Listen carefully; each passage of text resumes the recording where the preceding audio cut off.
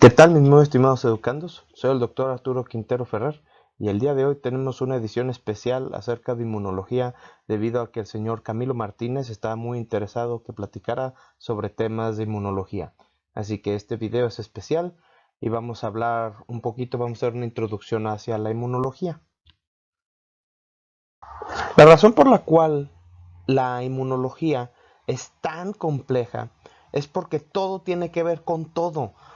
Por eso es que puse aquí un dibujo de una telaraña, porque uno puede empezar con un tema aquí, pero resulta que este tema tiene que ver con un tema que está por acá, y luego este tema tiene que ver con este otro, y así. Entonces todo básicamente tiene que ver con todo y todo está relacionado. Entonces eso es lo que hace la inmunología muy compleja. Incluso muchas personas que se dedican a las clases de inmunología unos les gusta empezar por los anticuerpos, otros empiezan por las células, otros empiezan por las fases innatas. Y bueno, yo personalmente, pues ahorita les digo cómo es que vamos a empezar, pero lo que sí les puedo decir es que todo mundo empieza por lo siguiente: en explicar qué es la inmunología. Y bueno, la inmunología es la ciencia que se dedica al estudio del sistema inmune y sus reacciones contra las moléculas y u organismos foráneos, como lo son los patógenos. Inmuno viene de la palabra latina immunos, que significa libre, y logos es un tratado o estudio. Y bueno, ¿cómo es que funciona nuestro sistema inmune? Bueno, el sistema inmune básicamente funciona por fases. Dos fases específicamente para poder proteger a nuestro cuerpo. Estas fases son la innata y la específica. Entonces, la primera fase se conoce como la defensa innata y la segunda fase se conoce como la defensa específica o adaptativa. Y bueno, ustedes se preguntarán por qué tengo aquí el dibujo de un espartano. Bueno, es la mejor analogía que hay para poder explicar aspectos de inmunología.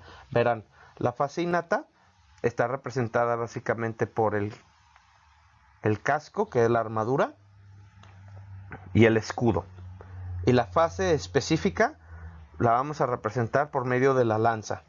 Y bueno, ya veremos eso ahorita adelante en los siguientes slides, pero es básicamente la analogía que voy a estar utilizando para que no se estén confundiendo ahorita con el video que estoy haciendo para ustedes. Bueno, hablemos entonces de la primera línea de defensa, que es la fase innata. La fase innata pues no es específica, es de respuesta rápida y no tiene memoria. Bueno, entonces básicamente aquí tenemos la armadura, que es el casco, y aquí tenemos el escudo. Estos son los componentes básicos de nuestra fase innata, de nuestra primera línea de defensa. Explicaremos un poquito más al respecto qué significan estos puntos en los siguientes slides. Bueno, los componentes de la primera línea de defensa son básicamente barreras físicas y las células innatas. La inmunidad innata básicamente usa estas dos herramientas, que podemos decir que la barrera física es nuestro casco, que sería, o nuestra armadura, que sería aquí representado aquí por la piel. Y las células innatas, pues básicamente, que son estas de aquí, tenemos aquí una célula innata, que es básicamente nuestro escudo. Pero pues, ¿cómo es que funcionan estos componentes, no? Bueno, pues nuestra armadura es una barrera física, ¿no? La piel, como tal, previene entrada de objetos foráneos. La saliva y las lágrimas contienen enzimas antibacteriales. Las mucosas atrapan diversas moléculas y las secretan al exterior. Y los ácidos estomacales, básicamente debido a que tienen un pH bajo, elimina todos los microbios y los patógenos. No todos, pero la gran mayoría. Y la flora intestinal, pues básicamente compite con bacterias malignas comiéndose su sustrato y las mantiene a raya para que no se puedan reproducir. Es por eso que he utilizado aquí la analogía de tener una armadura. Entonces, la armadura básicamente te protege de ataques foráneos, ya flechas, lanzas, golpes, lo que sea, ¿no? Entonces esa es por eso una barrera física y es básicamente el casco, la armadura, ¿no? Y bueno, pues las células innatas básicamente son representadas aquí en mi analogía por el escudo. Tenemos aquí las células innatas, que son los macrófagos, y los neutrófilos. Están aquí representados aquí en este dibujo como estas células azules con un núcleo grande morado. Estas células básicamente son células muy grandes. Los macrófagos específicamente son muy grandes, por eso son macro, tienen un núcleo muy grande. Los neutrófilos hacen exactamente que los macrófagos, exactamente lo mismo, pero son un poco más pequeños. Y bueno, como ustedes saben, y si no, ahorita les platico, los escudos de los que utilizaban los espartanos tenían una función dual. Básicamente lo que hacían eran repeler al enemigo y ya cuando estuviera abajo, entonces lo atacaban. Los macrófagos eso es lo que hacen. Lo que hacen es defender a los demás soldados, a las demás células, y después empujan repeliendo al enemigo. Entonces, el escudo por eso tiene una función dual. Defiende y ataca. Y los macrófagos así es como funcionan. Entonces tenemos aquí un macrófago que está defendiendo aquí una célula de lo que ustedes quieran. Llega aquí un patógeno y el macrófago inmediatamente se pone enfrente. Se pone enfrente defendiendo y repeliendo al enemigo. Después, por medio de un proceso que se llama fagocitosis, y lo voy a escribir aquí arriba, fagocitosis. Este proceso básicamente es lo que hacen los macrófagos y los neutrófilos. Llegan, se ponen enfrente de una célula que quieren defender, observan al enemigo y se lo empiezan a comer o fagocitar. Y aquí voy a poner las diferentes fases de este proceso. La célula entonces empieza a hacer una invaginación en su membrana, rodeando entonces al patógeno, y una vez que lo tienen rodeado, pues básicamente lo interiorizan, básicamente lo ponen en la parte de sus células, lo ponen hasta adentro. Aquí está el patógeno entonces dentro del macrófago y lo empiezan a alisar o básicamente lo empiezan a degradar por medio de diferentes químicos que estos macrófagos tienen. Estos químicos por lo general son especies reactivas de oxígeno y pues básicamente lo que hacen es eliminar al patógeno. Entonces aquí vamos a dibujar eso de este lado. Aquí tenemos al patógeno totalmente lisado dentro del macrófago y pues el macrófago pues ya se lo come y sigue con su vida, ¿no? No se nos olvide el núcleo grande que ellos tienen. Aquí vamos a seguirlo dibujando para que no se nos olvide y así es como funciona. Entonces tenemos 1, 2, 3, 4 y 5. Este es el proceso de la fagocitosis. Primero identifican al patógeno, se empiezan a hacer estas invaginaciones. A invaginaciones me refiero a estas aperturas de la membrana en donde se abre la célula y se empieza a comer al patógeno. Una vez que eso sucede, el patógeno está dentro, se encapsula y se empieza a meter todos estos químicos dentro de esa burbuja que está haciendo el macrófago. Eliminan el patógeno y pues básicamente ya quedó eliminado totalmente. Los espartanos hacían algo parecido. Llegaban con el escudo y si había un enemigo bastante complejo, entre todos lo rodeaban y entre todos con el escudo lo empujaban, lo repelen y una vez en el piso entre todos se lo comían, ¿no? Entonces es lo que hacen. Es muy importante mencionar, y ahorita voy a eliminar este dibujo, eh, que esto también funciona con un proceso que se llama pinocitosis. Aquí lo voy a escribir. Pino con N, no citosis, ¿ok? Y la pinocitosis, básicamente lo que sucede es que es igual un macrófago y puede haber pues una molécula tal vez no tan grande. Y bueno, ya no estaríamos hablando de macrófagos, estaremos más bien hablando de neutrófilos. Los macrófagos hacen también eso, pero los neutrófilos son los que se encargan más de eso porque los neutrófilos, como les mencioné anteriormente, pues son un poco más pequeños que los macrófagos. Y lo que hacen es que pueden tener un patógeno más pequeño y lo que se hace es que el patógeno igual viene a atacar, el neutrófilo se pone enfrente de la célula para defenderla, la repele y lo que hace es que la célula hace una invaginación pero más pequeña, ¿ok?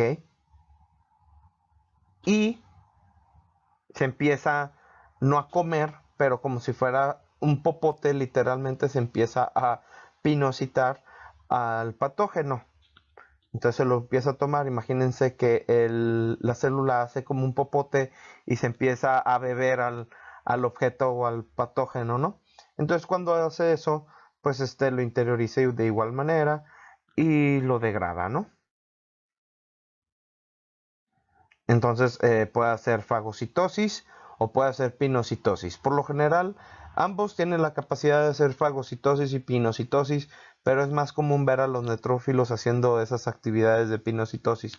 Pero les comento, por eso les comenté en un principio que todo tiene que ver con todo y todo está relacionado, que los macrófagos y neutrófilos tienen esa capacidad dual, ¿no? De hacer fagocitosis y de pinocitosis. Y bueno, vamos a ver al siguiente slide. Bueno, ahora vamos a hablar de la segunda línea de defensa. Es muy importante mencionar que es específica, es de respuesta lenta y tiene memoria. Y ahora sí les voy a explicar a qué se refieren esos puntos. Cuando yo digo que la respuesta inmune de tipo específica o adaptativa es de respuesta lenta y tiene memoria, es que requiere de mayor habilidad para poder hacerlo. Entonces, yo aquí tengo la analogía de los espartanos que tienen las lanzas, ¿no? Entonces, para poder utilizar una lanza, pues se requiere de tener puntería, tener cierto entrenamiento y tener ciertos cálculos para poderlo aventar, ¿no? Entonces, lo que hacen los espartanos para poder eliminar a sus grandes amenazas es que entre todos atacan al unísono, ¿no? Esa es la respuesta innata, no es específica. Ellos no ven, no, como quien dice, no les interesa básicamente con quién, no es específica, va sobre el que sea. Cualquier patógeno foráneo que venga a atacarlos, ellos no les interesa, sobre de ese se van. Pero ya cuando hay patógenos formidables, o en este caso enemigos formidables, se requiere básicamente de poderlos analizar de tal manera que tú puedas atacarlos de manera más específicamente explotando todas sus debilidades. Eso es lo importante. La respuesta innata es más bárbara y más brutal a base de escudos, los rodeas y atacas, ¿no? La armadura te protege de los ataques más básicos, ¿no? Que son piedras, flechas, cosas así muy sencillas, ¿no? Pero ya cuando se tiene un enemigo formidable, es muy importante poderlo analizar, ver cuáles son sus debilidades para poderlo derribar de manera más eficiente. Y es por eso que las lanzas eran utilizadas por los espartanos para que el líder de ese ejército avienta la lanza para hacia el enemigo más formidable del ejército contrario para poderlo taguear. Entonces por eso le voy a poner que las lanzas son tags o básicamente etiquetas. Entonces el líder avienta la lanza para etiquetarlo y decir sobre ese es el que nos tenemos que ir y entre todos tenemos que ver una estrategia para poderlo eliminar, explotando sus debilidades. Entonces, igual la lanza tenía esa habilidad dual, ¿no? Atacar directamente al enemigo de una manera más directa, pero también etiquetarlo para que todo mundo del ejército espartano lo pudiera analizar y ver específicamente cómo poderlo eliminar. Es por eso que es de respuesta más lenta, pues aventar la lanza pues requiere pues precisión y ver cómo aventarla y tiene memoria porque una vez que se elimina ese enemigo, los espartanos pues ya tienen estrategias, ya saben cómo eliminarlo la próxima vez que lo encuentren. Los escudos y los cascos pues básicamente se defienden de cualquier ataque general, pero las lanzas son específicas para saber en dónde aventar estas lanzas, todos estos armamentos para poder traer al enemigo abajo de manera más eficiente. Y bueno, los componentes de esta segunda línea de defensa específica o adaptativa está compuesta, adaptativa, de dos tipos de células. Las células B y las células T, las células dendríticas, basófilos y los eosinófilos. ¿Cuáles son las células B? Que son estas de aquí. Las células B son básicamente las que producen los anticuerpos o las lanzas. Básicamente las células B son los que coordinan el ataque específico. Estos analizan al enemigo, avientan la lanza para poderlo etiquetar y que estas demás células, las células T, células dendríticas y demás, vayan y ataquen de manera específica explotando las debilidades que fueron básicamente analizadas previamente por nuestras células B. Entonces así es como funciona nuestro sistema inmune de manera muy general. Las células B observan un enemigo que los macrófagos no pueden eliminar, a veces los escudos no son tan eficientes, entonces las células B empiezan a aventar lanzas hacia estos enemigos para poderlos etiquetar, para que las demás células T, células dendríticas y demás, básicamente los espartanos más formidables, puedan eliminarlos de manera más eficiente. Y bueno, como una conclusión o resumen de todo esto que les platiqué, ambas fases, la innata y la específica, hacen uso de células. La fase innata utiliza las barreras físicas, que acuérdense que son todos los cascos, todos los que son las armaduras, y las secreciones como las mucosas, etcétera, pero también usan células como los macrófagos y los neutrófilos para poder repeler a todos los patógenos foráneos. No son específicos, básicamente los escudos con su capacidad dual de defender y repeler al enemigo tienen la capacidad de poder eliminar a los enemigos más básicos. Y ya la fase adaptativa o específica ya requiere de los anticuerpos o las lanzas para poder lidiar con los patógenos o los enemigos más formidables, ¿no? Y aquí puse también y los elmitos. Los elmitos de manera muy rápida son básicamente gusanos, a veces u organismos más grandes, ¿no? Son organismos eucariotas, son organismos multicelulares grandes, ¿no? Entonces uno puede, por ejemplo, tener algún parásito que es muy grande, entonces entre todos los espartanos se reúnen aventando lanzas para poderlos eliminar y seguirlos etiquetándolos para que otras células puedan literalmente degradarlo, ¿no? Entonces es una manera como de aislarlo también del campo de batalla, ¿no? Entonces los elmitos, eso es lo que son como gusanos o parásitos más grandes. Y bueno, la fase específica requiere de basófilos, eosinófilos, células B, células T y las células NK, que son las Natural Killers. Y bueno, habiendo dicho eso, quisiera saber en los comments si quieren que haga más videos. La idea es hacer como una trilogía de videos platicando ya específicamente de las células, platicando de cómo se hacen los anticuerpos y cómo se usan para hacer estudios clínicos, etcétera. Podría platicar incluso si ustedes gustan de un caso de inmunología o de cualquier cosa. Nada más es cuestión de que ustedes, los usuarios, me digan en los comentarios qué es lo que quieren ver. Pidan y se os dará. Habiendo dicho eso, nos estamos viendo en clase y muchísimas gracias. No olviden de ponerle like y subscribe a este video. Muchísimas gracias.